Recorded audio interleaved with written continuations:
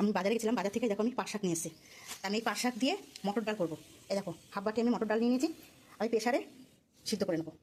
এবার আমি মটর ডালটা আমি সিদ্ধ করে নিয়েছি। এই দেখো আমি কড়াইতে তেল দিয়ে দিয়েছি, শুকনো লঙ্কা, তেজপাতা আর জিরে ফোড়ন দিয়ে দেবো। এখানে দেখো আমি রসুন দিয়ে দেবো, এখানে আদা দিয়ে দেবো, আমি এখানে পেঁয়াজ দিয়ে দেবো। আমি একটু লাল লাল করে পেঁয়াজটা একটু ভেজে নেবো। এখানে আমি কয়েকটা কাঁচা লঙ্কাও দিয়ে দেবো। আমি এখানে নুন দিয়ে দেবো, আমি এখানে হলুদ দিয়ে দেবো। আমি এখানে এবার পাট শাকগুলো দিয়ে দেবো। আমি পাট শাকটা একটুখানি ভেজে নেবো। দেখো পাট শাকটা আমি একটুখানি ভেজে নিয়েছি। এবার আমি এই মটর ডালটা দিয়ে দেবো।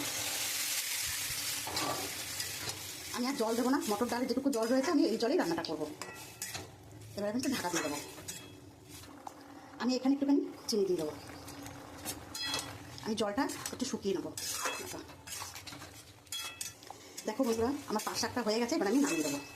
দেখো জলটা পুরো আমি শুকিয়ে নিয়েছি।